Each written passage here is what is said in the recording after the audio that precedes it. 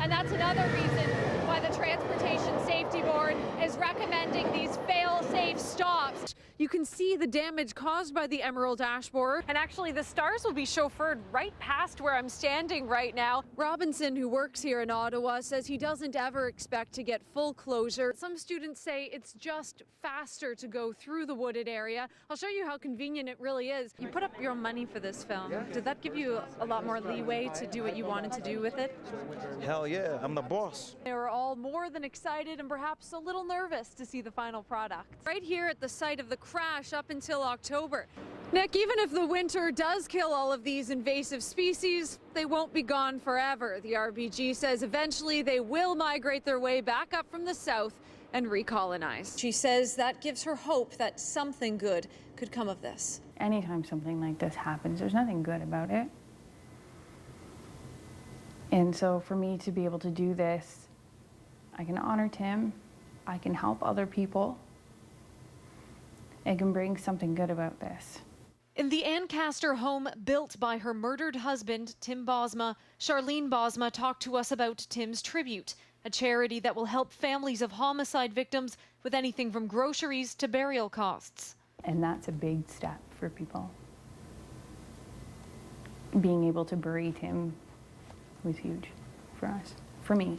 Tim's Tribute will also assist with trial-related needs. Days Charlene has discovered are extremely difficult. Right now, I'm emotionally exhausted. So it's beyond. Yeah, I'm tired, very tired. Surrounded by loved ones, she sat through very brief court appearances by Dylan Millard and Mark Smitch, the men charged with first-degree murder in Tim's death. They'll both be back in court September 12th. Millard's lawyer, Deepak Paradkar, says at that time they hope to set a pretrial date. We won't know how complicated it is till we see the evidence, but at the end of the day, there's a lot of investigation with many different jurisdictions. So as the evidence comes out, we'll see whether it's really complicated or maybe not that complicated. Paradkar says there is a possibility Millard and Smitch will be tried together. They are strongly considering applying for change of venue. I'm not saying that it will stay in Hamilton or it'll go outside. That'll be up to a judge and an application to Superior Court. No matter the venue, Charlene says there will be someone throughout this process in court to represent Tim. He worked so hard for us.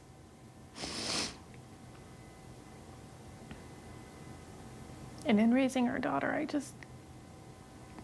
I want to make him proud.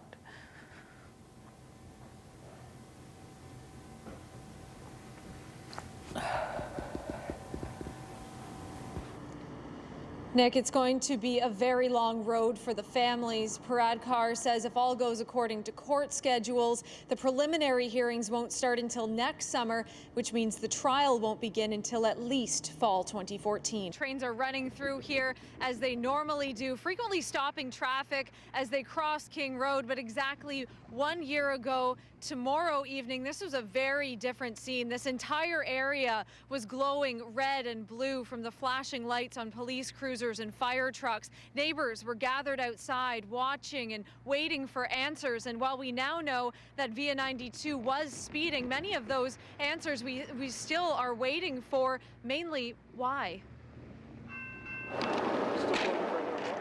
It was here on February 26, 2012, Via 92 flew off the rails as it was switching tracks. The locomotive slammed into a nearby building, killing 3 engineers in the cab and wounding 45 of the 75 passengers in the train's 5 coaches. The Transportation Safety Board was called in to investigate, and on March 1st, after recovering the black box, determined Via 92 was speeding. I can now confirm that the train entered the crossover from track 2 to track 3 at approximately 67 miles per hour in an area where it was supposed to go at a maximum authorized speed of 15 miles per hour. At 67 miles per hour, which is 108 kilometers an hour, Via 92 is going 4 times the permitted speed to cross from one track to another. But without a voice recorder or video from the locomotive, TSB investigators were left questioning why. An in-cab voice recording would record all activity in the cab of the locomotive.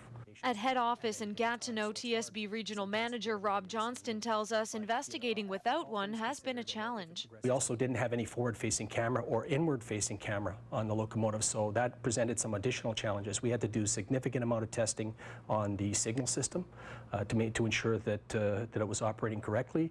But a correctly operating signal system would have indicated to the engineers to slow down. A voice recorder would have helped determine who was driving, why the train sped up before the crash, and why no brakes were applied.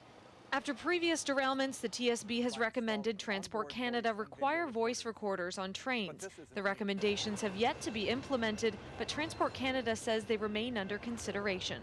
The Transportation Safety Board said it had field investigators right here at the site of the crash up until October. They say they won't be ready to release any of their findings until the summer at the earliest, but they are in the initial stages of drafting their report. After we completed the field phase, draft report, multiple reviews, out for designated reviewers, and then back to us for another go-around through the report. While the TSB's findings haven't been made public yet, Bogda Minda, whose business Eurofix backs onto the tracks, says he's noticed immediate changes in passing trains. After the crash, for a couple months, they were going really slow. You could see the drastic difference in, like a change in the speed. Minda says for about 2 months, trains would crawl by at 20 kilometers an hour as crews inspected the tracks. A few months after that, I think it just went back to normal. On Friday, our radar guns clocked another Via train crossing King Road at 108 kilometers per hour. While that's the same pace as Via 92 was going, it's well under the speed limit for a train not changing tracks.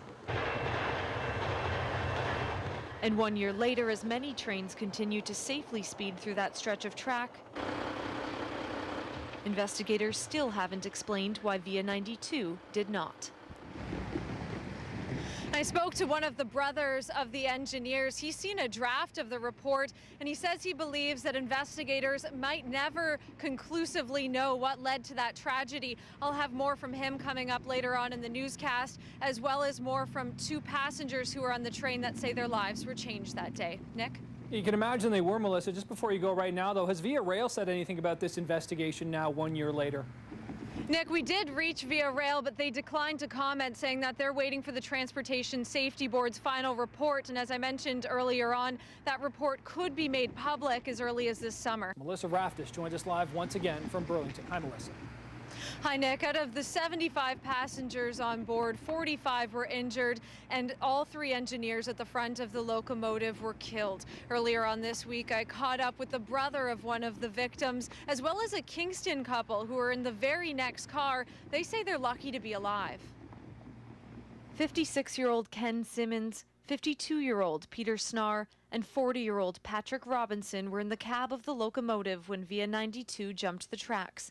The crash took the lives of all 3 engineers. What do you remember from that day? My mom calling me. Yeah. That was sad.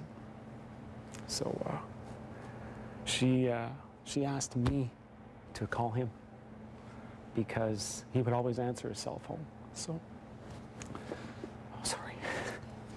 Take your time. The first events have all been hard, but now the anniversary's harder.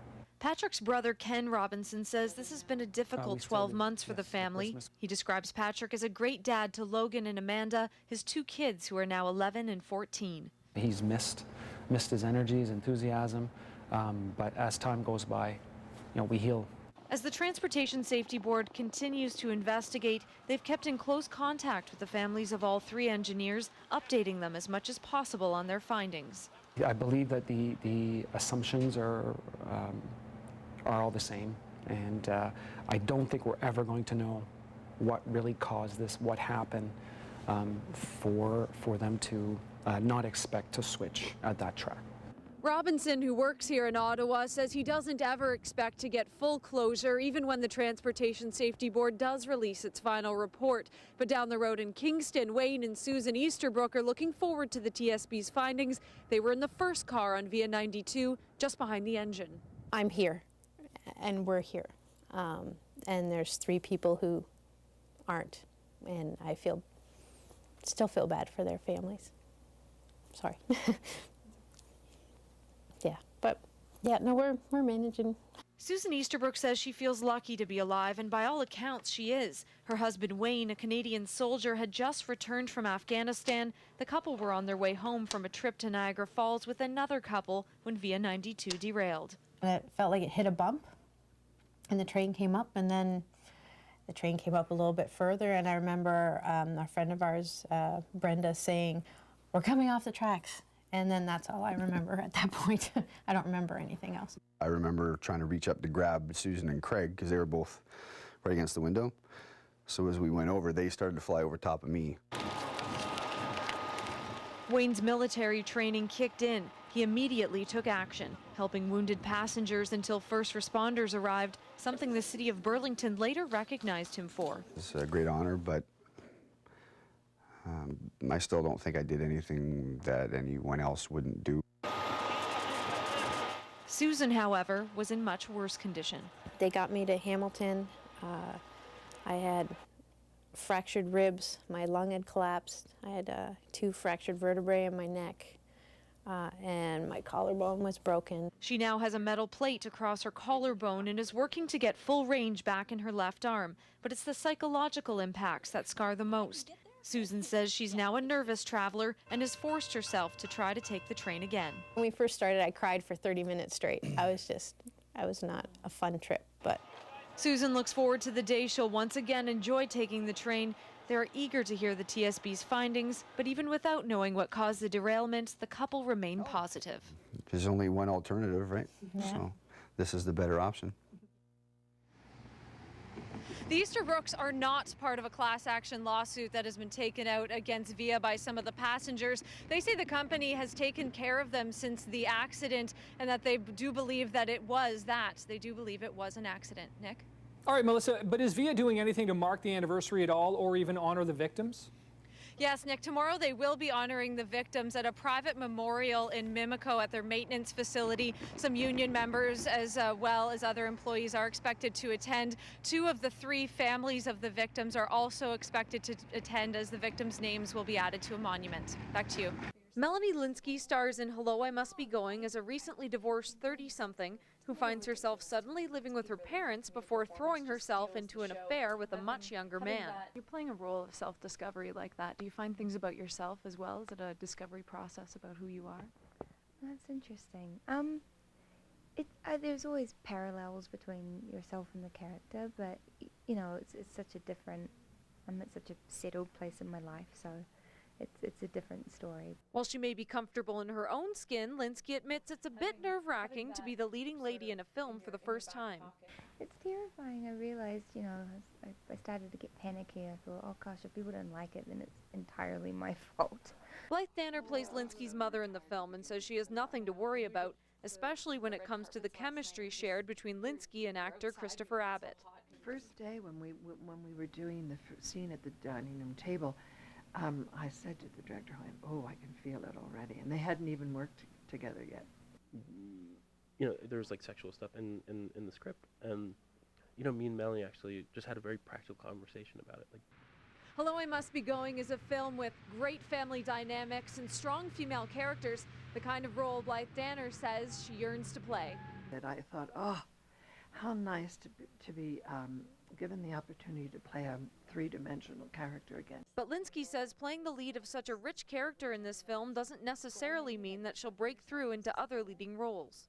No, I have been doing this since I was 16 years old, and I very quickly realized that it's so unpredictable. It's so much about luck. It's such a weird industry, and I just have always lived in a way where I've been so grateful when I've gotten a job. But she hopes playing the lead isn't the case of Hello, I Must Be Going. In Park City, Utah, Melissa Raftis, CHCH News.